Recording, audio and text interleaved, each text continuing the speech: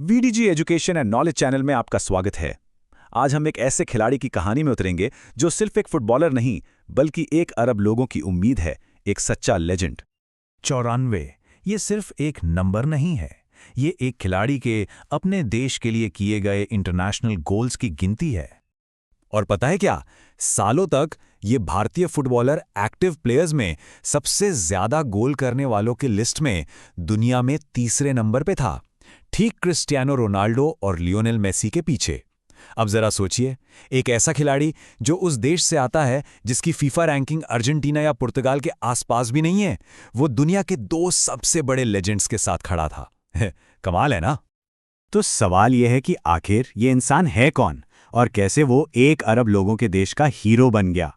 चलिए इस शानदार सफर को शुरू से जानते हैं। तो हर बड़ी कहानी की तरह इनकी कहानी भी एक बहुत ही साधारण शुरुआत से शुरू होती है। एक आर्मी कैडेट का सपना जो आगे चलकर पूरे देश की उम्मीद बन गया। सुनील छेत्री का जन्म एक आर्मी परिवार में हुआ था और फुटबॉल तो मानो उनके खून में ही था, क्योंकि उनकी मां खुद नेपाल की नेशनल टीम के लिए खेल चुकी थीं। बचपन से ही मैदान पर उनका जुनून और तकनीक साफ साफ दिखती थी। लेकिन देखिए, रास्ता कभी आसान नहीं होता। शुरू में तो कोचों ने उन्हें यह कहकर साइडलाइन कर दिया कि अरे तुम तो बहुत छोटे और दुबले पतले हो, प्रोफेशनल फुटबॉल नहीं खेल पाओगे।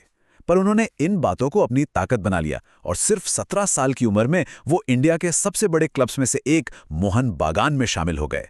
और 2005 में अपने इंटरनेशनल डेब्यू पर ही गोल करके उन्होंने सबको गलत साबित कर दिया।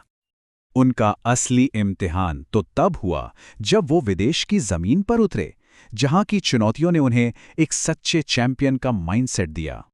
वो उन बहुत कम भारतीय फुटबॉलर्स में से थे जिन्होंने विदेश में खेलने की हिम्मत दिखाई। पहले अमेरिका की मेजर लीग सॉकर में कैंसस सिटी विजार्ड्स के लिए, और फिर पुर्तगाल में, जहां उन्होंने क्रिस्टियानो रोनाल्डो के पुराने क्लब स्पोर्टिंग सीपी की बी टीम के साथ ट्रेनिंग की। भले ही उन्हें वहां मैदान पर ज्यादा खेलने का मौका ना मिला हो, लेकिन उन्होंने जो सीखा उसने गेम ही बदल दिया। उन्होंने समझा कि प्रोफेशनल होना सिर्फ मैच खेलने के बारे में नहीं है, बल्कि सही खाना, सही सोना और एक अनुशासन भरी जिंदगी जीना भी उतना ही जरूरी है। और इस नए अनुशासन का असर बहुत जल्द मैदान पर भी दिखा, खासकर उनके करियर के एक सबसे यादगार पल में 2008 का AFC challenge cup final. Tajikistan के खिलाफ उस फाइनल में छेत्री ने एक हैट्रिक यानी 3 गोल दागे। सिर्फ उनके इस एक प्रदर्शन ने भारत को 27 साल बाद एएफसी एशियन कप के लिए क्वालिफाई करवा दिया। जब देश को उनकी सबसे ज्यादा जरूरत थी, उन्होंने कमाल कर दिखाया और वो एक स्टार से सुपरस्टार बन गए। और यहीं से दोस्तों शुरू होता है कैप्टन फैंटास्टिक का जमाना। एक ऐसा दौर जब एक आदमी ने सामने से टीम को लीड किया और पूरे देश की उम्मीदों को अपने कंधों पर उठा लिया। ये नाम इतना फेमस हुआ कि बाद में फीफा ने उन पर बनी एक डॉक्यूमेंट्री का टाइटल भी यही रखा। उनकी कंसिस्टेंसी कितनी जबरदस्त थी, ये इस माइलस्टोन मैन रिकॉर्ड को देखकर पता चलता है। जरा सोचिए, अपने पहले मैच में गोल किया, 50वें मैच में गोल किया, 100वें में भी गोल किया, और तो और अपने 150वें मैच में भी गोल दागा। ये दिखाता है कि जब भी कोई बड़ा मौका आया, छेत्री हमेशा टीम के लिए खड़े थे। बात करते हैं 2018 की। उन्होंने फैन से एक बहुत ही इमोशनल अपील की। एक वीडियो वायरल हुआ था जिसमें वो हाथ जोड़कर कह रहे थे, हमें गाली दो, हमारी आलोचना करो, सब मंजूर है, लेकिन प्लीज स्टेडियम आओ। इसका असर बिल्कुल जादुई था।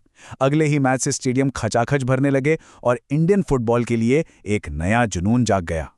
तो इससे एक बात तो साफ हो जाती है कि उनकी लीडरशिप सिर्फ गोल करने तक ही सीमित नहीं थी। ये फैंस से दिल का रिश्ता बनाने की, अपनी टीम को मोटिवेट करने की और एक ऐसी टीम स्पिरिट बनाने की कहानी थी जो हर किसी को मैदान पर दिखाई देती थी। तो चलिए अब जरा मैदान के बाहर की दुनिया में झांकते हैं और उन सिद्धांतों को समझते हैं जिन्होंने इस चैंपियन को बनाया। अनुशासन, कड़ी मेहनत और जबरदस्त लीडरशिप। उनका मूल मंत्र बहुत सीधा और सरल था। मैं शायद भारत का सबसे टैलेंटेड खिलाड़ी नहीं हूं, लेकिन मेहनत में मुझे कोई नहीं हरा सकता। और उन्होंने ये बात बार बार साबित की कि जुनून और कड़ी मेहनत किसी भी टैलेंट को पीछे छोड़ सकती है। और उनकी मेहनत का लेवल आप यकीन नहीं करेंगे। 7 साल, पूरे 7 साल तक उन्होंने चीनी को हाथ तक नहीं लगाया। रात 10 बजे सोना मतलब 10 बजे सोना, कोई एक्सेप्शन नहीं। उनकी डाइट इतनी सख्त थी कि विराट कोहली भी उनसे प्रेरणा लेते थे। उन्होंने सचमुच देश के लिए अपनी जवानी की लाइफस्टाइल कुर्बान कर दी। और इसी अनुशासन की वजह से वो उन खिलाड़ियों से भी ज्यादा फिट थे जो उनसे 15 साल छोटे थे। लेकिन इस सुपरस्टार के पीछे एक इंसान भी है। उनकी प्रेम कहानी अपने ही कोच की बेटी सोनम से शुरू हुई और अब वो एक पिता की भूमिका भी निभा रहे हैं, जो उन्हें जमीन से और भी ज्यादा जोड़ता है। और अब आखिर में बात करते हैं उनकी विरासत की। वो एक खिलाड़ी से कहीं ज्यादा हैं। वो आने वाली पीढ़ियों के लिए एक प्रेरणा है, एक आइकॉन है। उनका सफर कितना लंबा और शानदार रहा, ये इन दो तस्वीरों से साफ पता चलता है। एक तरफ 2011 में अर्जुन पुरस्कार लेते हुए और दूसरी तरफ 2023 में एक और ट्रॉफी उठाते हुए। उन्होंने पूरे 2 दशकों तक भारतीय फुटबॉल पर राज किया है। उनके योगदान को देश ने भी बड़े बड़े सम्मानों से नवाजा।